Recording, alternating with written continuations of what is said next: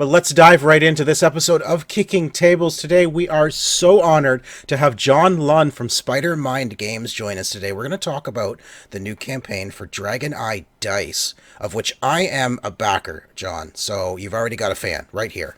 I hope that's okay. Well, thank you very much for having me, and Sean, it's entirely fine. Thank you very much.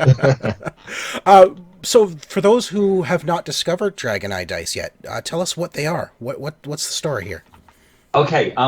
Well, DragonEye Dice are a set of RPG dice that you can get on Kickstarter, and they are new. And when I say new, of course, I would say that they're new and innovative because, I'm the creator of them. But to tell you what they really are, I'm just going to nip back into a bit of history and say that I am myself a complete dice goblin. Sean, you've just shown me your dice collection, so I know. I have a bag full of dice right here. And anybody who is into dice knows that you can never have too many. There's no such thing as too many dice. Exactly, correct. And people who look at me and say, honestly, do you need any more? The answer is simply yes. Yes, I do. Yes, absolutely. And shush, because I do. So I, trawling the dice stores, the internet, checking out any new adverts on Facebook, you come across some amazing stuff. And one platform that makes some really gorgeous dice is Etsy, where people are now handcrafting these just drop-dead gorgeous dice. Yep. And one set that caught my eye was a set made with DragonEye that had been sort of floated in the middle of the resin.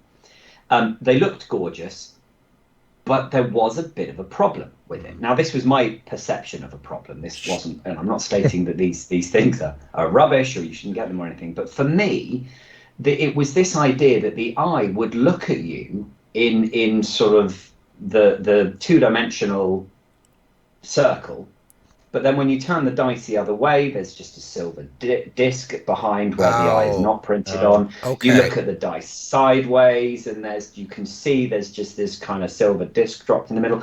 And because they're dropped in during the molding process, they will sit wherever they sit when the resin cures. So when you are looking at the dice, sometimes the eye's up on top left-hand corner, sometimes it's down the bottom. And I don't know, just gave me this sense of, I wonder if there is a way in which you can centralize an eye and actually have it a sphere, not a flat plate with a little sort of.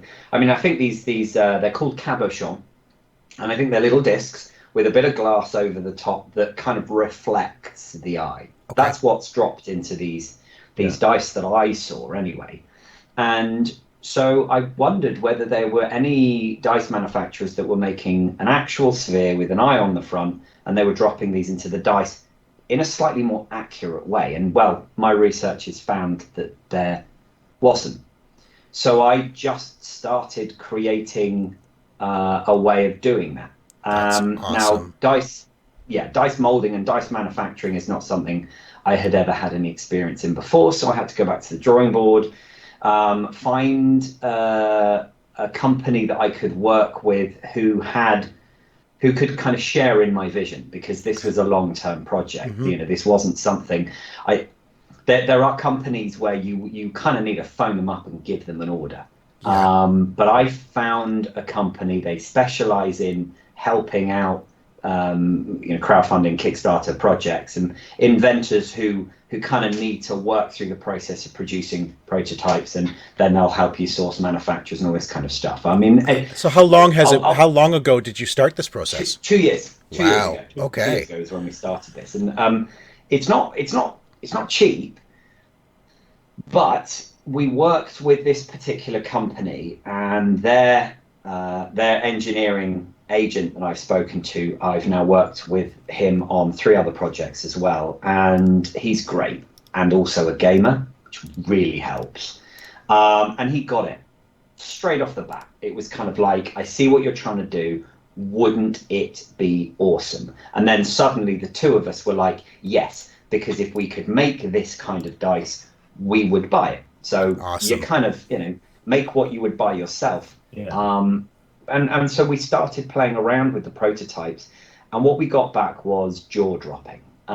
It was, yes, you have to manufacture them in a different way, which means you don't just make you don't just use molds that factories have already got, but you have to make the molds yourself, which means you need new tooling, which means that these things are, top end when it comes to price, but they are doing something that no dice has yet managed to do, which is to centralize an inclusion right smack bang in the middle of the dice, and then, if that wasn't enough, orientate the eye to look out through the highest number on that I was dice just as well. going to say that they are specifically placed in the die to always look through the highest number. So Yes. on the 20-sided, the eye is looking through the 20. Right? Yeah. And that's, So you roll the critical, and the DragonEye is looking right up at you, which that's is right. yeah. Which is what you'd want. Which is what you want.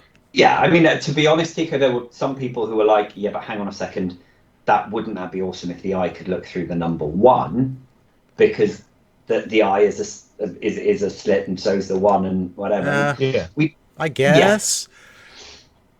We kind of felt the same way. We tried it. We have a fantastic community, having run a few Kickstarters before. We have a fantastic community of playtesters and people that we consult just on a kind of ad hoc basis. We throw it out to a few people and go, okay, here's a question for you. Is it this? And the overwhelming response was, no, it needs to be through the critical roll. You want, when you roll that 20, you want to see that really cool thing. When you roll a 1, you're disappointed that you rolled the 1. Yeah. So you don't want to be disappointed and think, okay, but it looks cool that I failed. Right. Yeah. Exactly. You want it to look cool that you succeeded, not that you failed. That's right. Horribly. And also then, of course, that was great because it looked amazing. But then you want the rest of the dice to look amazing. What if someone rolls a 7 or a 12 or whatever? It's so we then started to source what the sphere was going to be. And after a little bit of research, Mike, our engineer, said that they've got some fantastic. They can source some fantastic little gemstones that. You could, like a little marble or maybe even a little glass sphere, something with a bit of character. So I started looking at gemstones, and that's when I came across Dragon Vein Agate, which is a particular gemstone naturally occurring, although there are methods of creating it from glass. But there is a natural version of this which occurs and is something that we went, well, go on then, let's have a look at that and see what that's like. So we went to a gemstone supplier. They supplied us with spheres. They usually make them as beads, but these ones we've ordered are complete solid spheres. And the result was fantastic. The red, for example, has these little lines running all the way through them, which you look at and you just think, yeah, they look like blood vessels coming from the back of the eye. That's and awesome. If you shine a light through them, they just capture the...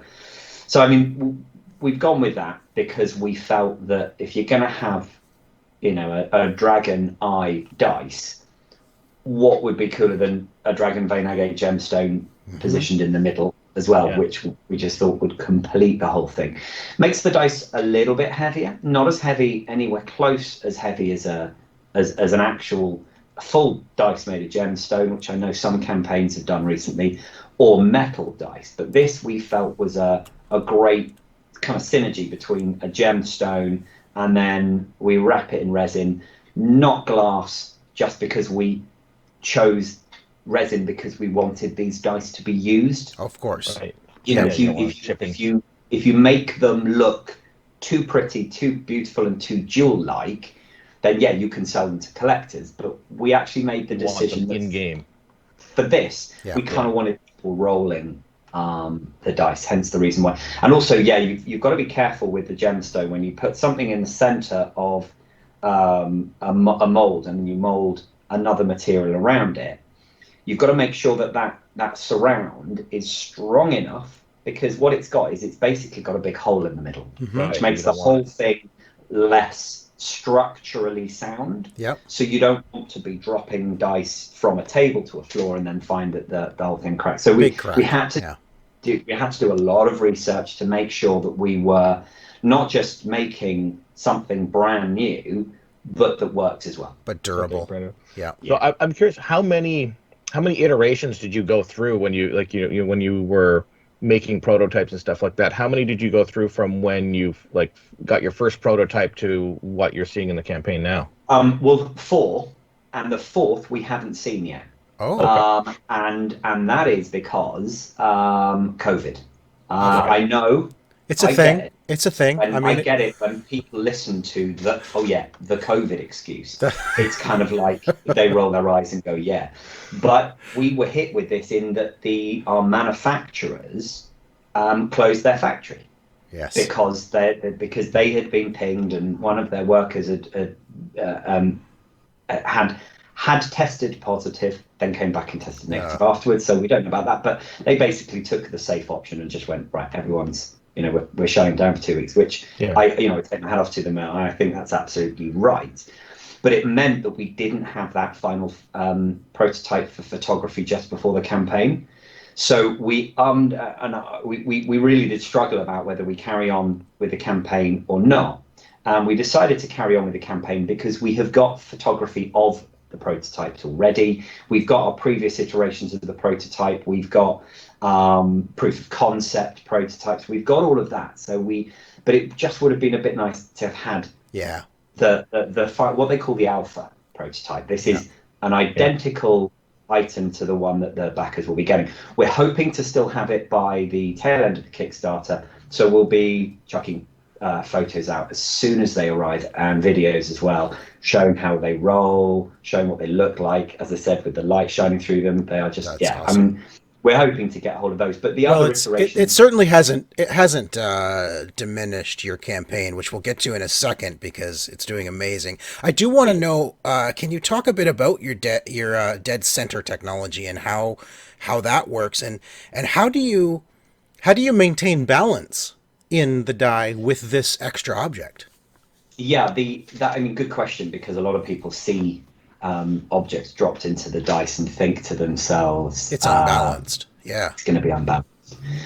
The way the mold works is it ensures that the gemstone is directly in the middle, because each mold for each shaped dice is made with different attachments to it to allow the eye to be placed, but the eye can only be placed in one direction. It can only be placed in one part of the mold. So we've had to allow, because basically the dice are handmade in pretty much every part of it.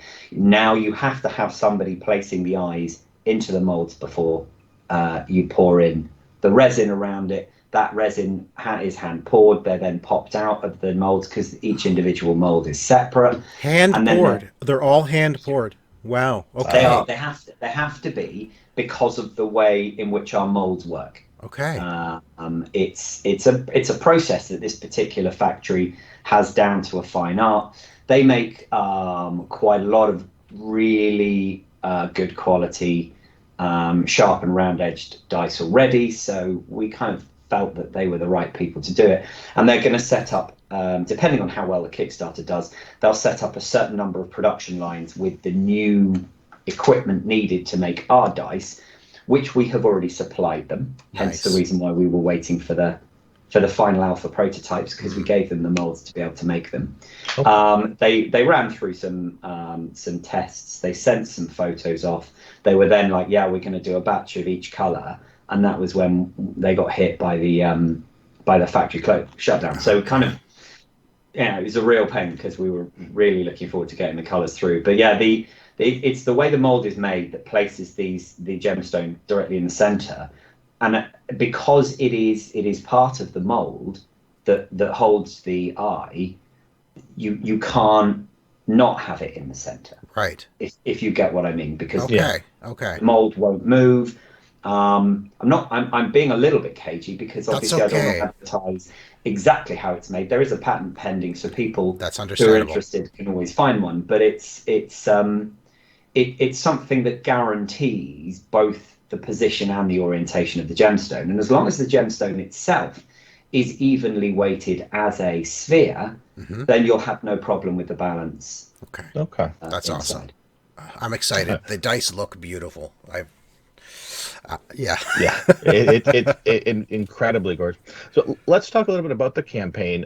You guys had a very, very modest funding goal of only £4,000, and you guys have absolutely blown that out of the water. Were you expecting to see it take off as much as it has? We were hoping it would. I mean, the goal is to pay for the first set of molds that we would need to make the dice. So that's the bit that we put in there. We don't, as part of our funding goal, we don't charge for our time or put down any of that kind of stuff because it's really hard to quantify it. Right. But we like with our Kickstarter campaigns, which the first one we did using a kind of a pre-launch tactic was the gaming table, the level up. Yes. And what we did there is we engaged the services of an ad company that specialized in Kickstarters, crowdfunders, Indiegogo, that sort of thing. And so they did a 6-week pre-launch ad campaign on Facebook. And the way they do it is such that they begin with a concept, a few words, an image, and they bang it out there to a few people. So we're not talking about a lot of money. We're spending $200-300 that kind of level. But from there, they can very quickly test the water as to whether this is a thing or not. Then we scale the ads up a bit more. If it continues to remain popular, then we can upscale even further and even further. And that's a tactic that they advised us to do. And so we've kind of now taken that on as something we do for all our projects, because you kind of want to prove the concept. Yeah. And you want to make sure, I think these dice are gorgeous. Oh, they Am are. I the only one? Oh my gosh. Or are there other dice goblins out there who look at this stuff and go, yep, I need that.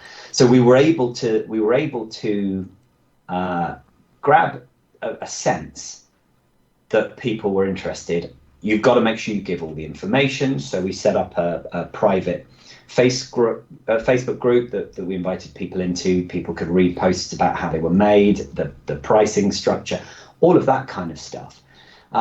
But you still, even though you get these positive vibes, and even though you get all the figures look fantastic, you still don't know until... You're still never sure until that until you cross that button. line of funded. That's, and you guys have £4,000 goal, and you guys are well over $500,000 now.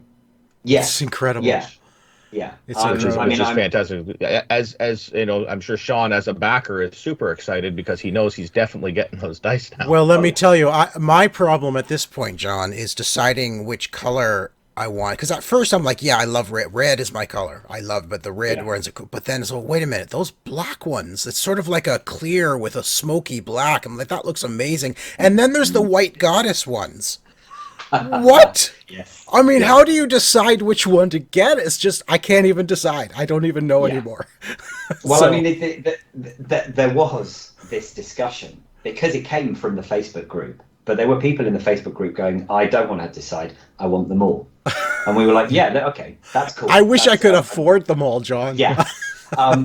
So we decided, we're going to be offering one of each dice, and people were coming back to us going, no, you see, I don't think you understand my addiction. I want all 5 of the rounded edge, and I want all 5 of the sharp edge. All the regal cut ones. Oh my gosh. All the regal, all the legendary. I want everything.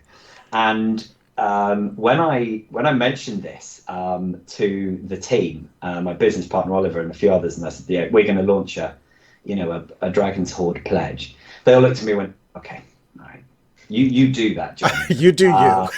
You do you. Yeah, go on. And I don't know what we're at now, 150, 106, something like that back. I mean, just mind blowing. It's incredible. But for the normal dice goblins out there, it is hard, but I don't suppose these are going to go away now. You can never know how long to use a Kickstarter business speak, but you never know how long a tail is going to be on a product that you Right. launch on a crowdfunding site. Because there is so much immediate impact with something, it's difficult to know whether something has a longevity after the campaign. Yeah. But it's become clear that these dice will. Yeah. And so we've had people are already saying, when's the metallic dragons coming? Well, I can tell you that's next year. Oh, man. Are you doing prismatic or gem dragons? Well, yeah. If people want them, then yeah. Oh, man. That's awesome. We've already been approached by several other game makers to make dice for them. So there's the on GameFound, there's a recent campaign, Chronicles of Drunagor, released an expansion for their chapter 1 of their 3-chapter game, and this one is called Apocalypse. And they did a set of 5 D20s in the original campaign last year before. And so they came to us and said, we'd like to offer a premium set, but we'd like to put the eyes of our 4 Horsemen of the Apocalypse and our Lish inside a D20. And this time they want it looking through the number 1 because that's the game mechanic. Okay. So we were like, this is cool. Of course we can. Yeah. Spoke to the factory, got that sorted out. And there's a couple of other projects we're working on as well who people have gone, we want this. So it obviously seems that this technology and the result that we can achieve with it seems to be being popular. And if people want us to work with them, yes. We're already talking with a couple of companies for licenses to be able to make dice with specific other interesting items in them. More to follow on that later. Okay. But yeah, it does at least initially look like this is here to stay. I know that comes with a massive caveat. It's like, yeah, it's all fine and dandy in the middle of a Kickstarter going, yeah, we'll make loads. Let's make this campaign first. Let's make the dice. Let's get them out to the backers, and let's get the backers to say wow, like I do. I've got some dice here, all my prototypes lined up here in front of my screen, and every day I sit down and I look at them and I just go, they are gorgeous. So are you able to show off any of those? I mean, the camera is going to be rubbish, but so this was our first proof of concept. I might have to duck out the way to show you if it going to come into focus. Yeah. I wonder. Oh, there we go. It's almost going. There it is. Look at that. Is that in focus for you guys? Almost. It's close enough. Fantastic. It's close enough that we can see it. So this was a clear with a green DragonEye, the Dragonvein Agate gemstone in it. It's quite small. It's a little bit smaller than a usual D20, but what we needed to do was we needed to be able to hand pour a bunch of these dice every time, having the eye look where you want it to. Then, of course, we came across the problem with the D4. Everybody's problem with the D4. It's a little pyramid. Whatever was going to go inside it had to be smaller than the other eyes, which we immediately kind of went, don't really want to do that.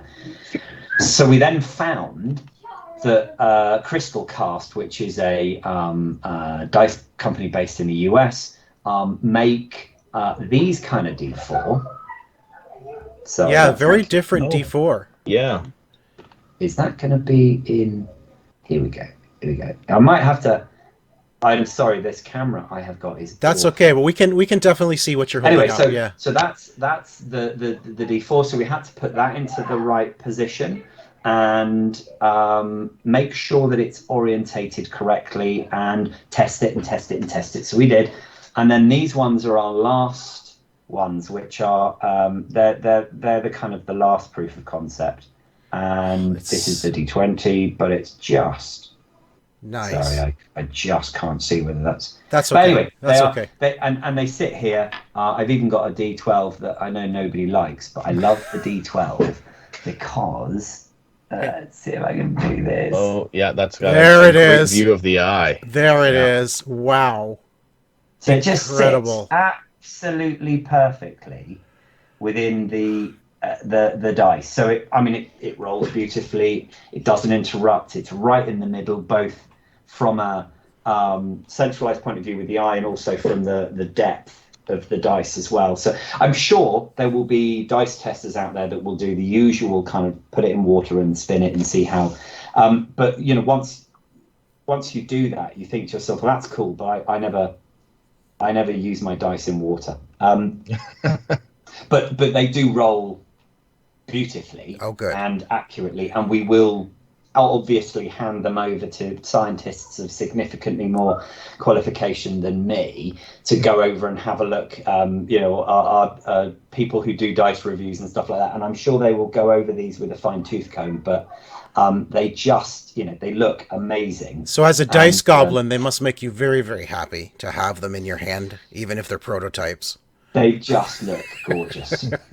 They do. They just look incredible. Before we move on, John, let's give you a chance to talk about some of the other of your Kickstarter campaigns that have long tails. Like you've got your Level Up, you've got your Elite Dangerous RPG, and you've got Legendary Kingdoms. Just briefly tell us a bit about each of these. Not too super long, because we don't want to go for we don't want to go for hours here. Yeah, and I honestly can. No, I'm sure. The first project that gave Oliver and I the idea that we might want to do this like full time was when Oliver suggested to me, we were both Elite Dangerous fans, we both played the MMO, that he suggested that he write a role-playing game for it. But this was just for fans. This was just a sort of, so would I be able to go and get a some kind of license from Frontier for permission? But when we approached them, they said, yeah, but you're doing it, you're all or nothing. So if you want a license, it's going to be a full commercial license, and we need you to produce it like as a product we can sell in the shops. Nice. And we went, okay. Then we moved on. After that, they were really pleased with it, so we moved on and did the battle cards for them, which was a 2-player space combat game. That was something that went down with the community very well, and something we're continuing to sell now. And then we then moved on. Oliver has always wanted to write a game book, and so he set about writing the first in the Legendary Kingdom series. We didn't kickstart that, just wanted to release it, see whether game book fans would like it. They loved it. So we've launched the second book. That was kickstarted earlier on in the year. That will be out to backers very soon. And then next year will be book 3. And then we launched 2 accessories, the Level Up, which is the gaming table, and then the Ice Dice ice tray. Yes. And that'll make you a sort of 1.5 inch frozen D20, D12, all the typical dice for your drinks, which we love. Perfect for your RPG sessions. Perfect. And we are working now with a company who released a Kickstarter a while back for crystal clear ice cubes. They patented a system of using a kind of insulation in their trays to push all the impurities out of the actual ice cube itself to form just below. Anyway, they're brilliant, and their creation is ingenious. So we're currently working with them to make an attachment for the ice dice tray, so that if you're a backer but you want crystal clear dice cubes, then we will be looking at releasing something fairly soon that will enable you to do that. That is sweet. Awesome. Wow. Awesome. So it's amazing. It's and we've got a board game that we're working on as well, based in the Legendary Kingdoms world, that we've been working on for a while, which is another project that we're going to be looking at releasing. So much going on at the moment. Awesome. Yeah. Well, let me ask about the Dragon Dice themselves. Obviously, the campaign's successful. After the campaign, are you planning to go to retail, or are they going to be available on your store? Like you mentioned that you want to keep them going, but like, do retailers going to have an option? So can we walk in and pick these up in a store at some point? Yes, we'd like to. I mean, the first stage of what we're looking at the moment is backers have, by their hundreds, already asked us to make varying sets of different types of dice available. There are people who just need, or not just need D6, but need a lot more D6, or some people who would prefer to have sets of D10s or whatever. So first thing we're going to be looking at is talking with the factory and getting some feasibility as to be able to offer some add-on sets, extras or standalone sets of varying different types, shapes. Even some Magic the Gathering fans are saying, guys, these would look amazing as spin down dice. Yes. And I can see why they would say that, because as you're gradually canting down on your spin down dice, to have the eye looking up at you would be just, that's true. Quite awesome. So our plan is to run a survey during the campaign to get people's opinions on what kind of sets they're looking for, and the popularity of these different items. The reason we're doing that is because we initially thought we'd just offer them on our e-commerce site once we had fulfilled the dice, but the factory are saying to us, if you want us to make more D6, it makes more sense for us to make them at the same time, so we can always have them available as an add-on through Backer-Kit. Okay. Because obviously the Backer-Kit survey is going to be open for a few months as we, Kickstarter collects all the funds, then pays them over to us, then the factory starts the manufacturing process. That'll take a few months. So we're kind of thinking of doing that. And then those add-ons or those extras or those separate sets will give us an indication as to how many we should then put into our stores. But of course, by the time all of this is done, we're kind of then going to be looking at the next campaign to do with the Metallic Dragon. So it would be our plan to have everything that's sold on the Kickstarter page, including everything in the backer kit, then just move over onto our e-commerce site. Awesome. Okay. Depending on supply, will depend on whether we then offer it to. We've had a bunch of retailers in touch going, guys, we really want to supply this. We want to stock this in our store, but we just have to be very careful about the whole supply issue. Just because since COVID, since the lockdown, supply has been just an absolute monumental pain in the ass. It's just been, it's hard. Yeah. The material costs have gone up. Labor is now infrequent and unreliable. Not their fault. They're just having to, deal with this pandemic. Just now, today, as this interview is going on this morning, there was an article in the BBC News talking about one of China's biggest ports having to close down because of an outbreak there. That yesterday. That is going to have a massive impact on. Let alone the shipping costs that's going on right now as well. And then a cost of a container. When we were looking at pre-COVID shipping the Level Up, which is a big product, big box, and we knew that we could get about 3,000 of these into a container. The containers were costing us about $3,000, $3,000 to $5,000. So you're kind of looking at about $1 to $2 per box to ship them. So you suck that up. That's part of the cost. When they go up to $16,000 per container, and that doesn't mean you get one tomorrow. That means you might get one in 6 weeks' time. Right. Yeah. You're suddenly just seeing everything that you worked for being sucked out by all this mess. I mean, it's not. I'm not complaining, because we have been blessed by the fact that, thankfully, the online sales have gone up, and we've benefited from that. But it is tough, and so I don't want to spread ourselves too thinly. My concentration is just get the backers their stuff as soon as we can, and then we can deal with what the supply looks like after that. Awesome. Well, Jon, before we wrap this up, we have a lightning round of questions for you, a way to get to know you outside of your projects. Okay. And it's just, there's going to be 8 really fast questions to get to know you as a gamer. Brilliant. You ready for this? Yep. All right. Purchasing games, local game store or online? Online. First game you ever played? Proper board game, I think, would have to be Dominion. Wow, okay. Worker placement or area control? Area control. Okay. Science fiction or fantasy? Oh, fantasy. All right. Marvel or DC?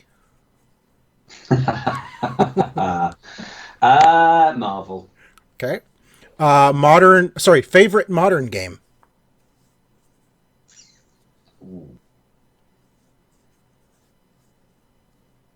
I'm gonna have to say the Fallout Modiphius. Oh, nice.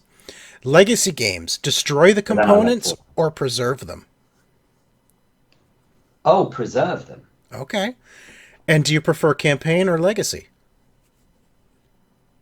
Yeah, I like campaigns. Okay. That's it.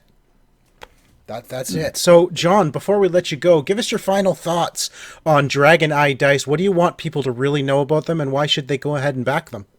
Well, I mean, my first reaction is to everyone who's having a look at this and who has backed us. Thank you very much indeed. It means a huge amount You're to welcome. know that a dream.